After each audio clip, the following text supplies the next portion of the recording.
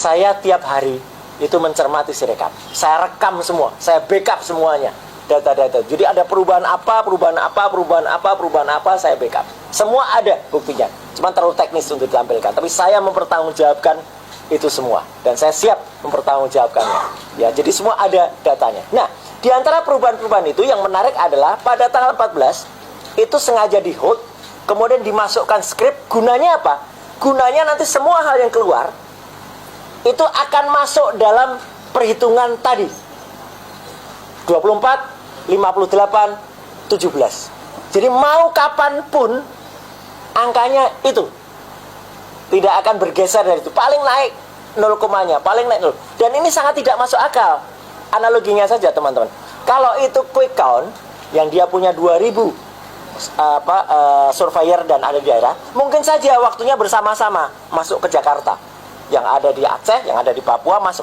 Tapi kalau perhitungan manual, yang masuk itu Indonesia, misalnya bagian barat, bagian timur, itu tidak bisa diatur siapa yang cepat dulu masuk. Harusnya kalaupun masuk, misalnya di Jawa Tengah gitu, mungkin teman-teman paslon 3 mungkin bisa lebih duluan naik. Kemudian yang paslon 2 mungkin sama, paslon 1 mungkin lebih kecil. Atau kebalikannya, misalnya di Aceh, paslon nomor 1 bisa dia naik duluan, paslon nomor 2, 3 mungkin lebih kecil. Tapi ini tidak. Di Sirekap tuh kayak sudah dikode. Dan ini ada rumusnya di dalam skrip tersebut. Kenapa kemudian ada skrip itu? Inilah kuncinya. Kenapa server Sirekap itu yang sudah saya ungkap semenjak 2 minggu yang lalu harus diletakkan di Singapura. Supaya apa? Supaya ada yang bisa memasukkannya dari Singapura. Begitu saya ributkan itu ada di Singapura, dan beberapa pakar lain menyebut, ada yang menyebut itu servernya ada di China, ada di Prancis, tapi saya bertanggung jawab untuk yang Singapura. Statement China, statement Prancis bukan dari saya, ya, karena yang saya punya bukti di Singapura itu jelas ada di luar, dan itu melanggar Undang-Undang Perlindungan Data Pribadi. Nanti Pak TB bisa lebih menambahkan karena saya sudah mantan Komisi 1, beliau di Komisi 1, itu yang lebih jelas apa pelanggarannya kalau data itu diletakkan di luar negeri. Dan menariknya, ketika dia tahu melanggar Undang-Undang Perlindungan Data Pribadi, kebetulan saya masih ikut membuat waktu itu bersama-sama dengan Pak TB di Komisi 1. Undang-undang itu nomor 27 tahun 2022. Minggu lalu, diam-diam, nah ini kayak, maaf ini bahasanya agak kasar, kayak maling, diam-diam server itu dipindahkan ke Jakarta tanpa pemberitahuan resmi. Ini kan luar biasa masifnya, luar biasa terstrukturnya. Ya, artinya tidak mungkin pemindahan server itu kayak kita ngopi dari cloud aja, enggak. Karena ini dipindahkan dan pemindahan itu dengan tidak diumumkan ke publik. Maaf, ini saya bilang ini sudah ada mens rea, sudah ada kejahatan, sudah ada niat untuk pemindahan. Dan yang kemudian yang penting lagi adalah ketika itu dipindahkan, mereka mencoba membungkus itu atau mereka mencoba melarikan diri dari tanggung jawab itu. Kemudian selalu berkali-kali dikatakan mereka menolak untuk diaudit. Ini pelanggaran Undang-Undang Nomor 14 Tahun 2008 tentang keterbukaan informasi publik.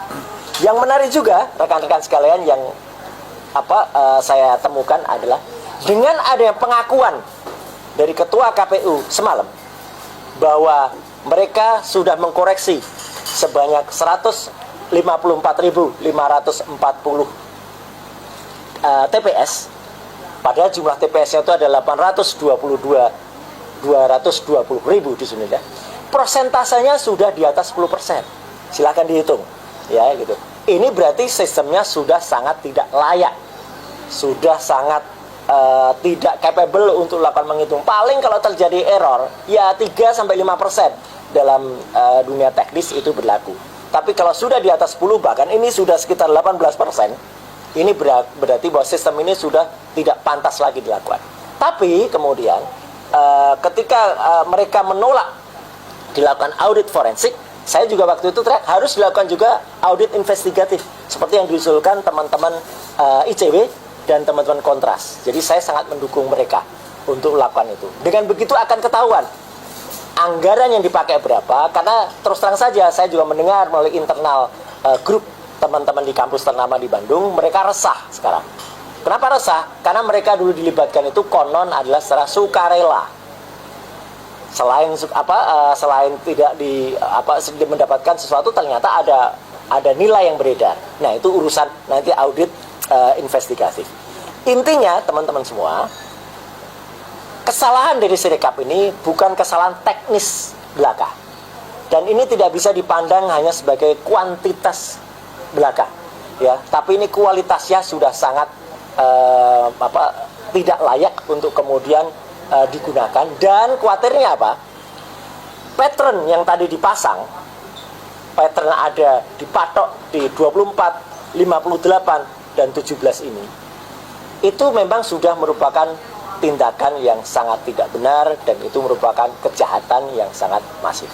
Nah, at last but not least, ya teman-teman sekalian, selain nanti detailnya secara rinci, saya sudah tulis juga di tulisan saya hari ini, bisa di googling.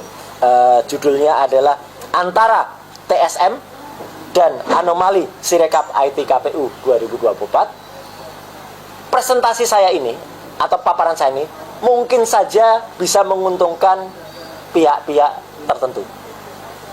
Saya bilang itu keniscayaan. Saya bilang itu adalah konsekuensi dari kebenaran. Saya tetap merupakan orang yang independen, bukan merupakan bagian dari paslon 1, paslon 2, atau paslon 3.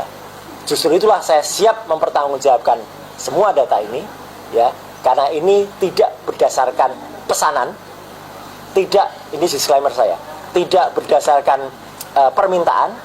Saya lakukan semuanya secara mandiri dengan tim, dan semua dilakukan demi negara Republik Indonesia yang saya cintai.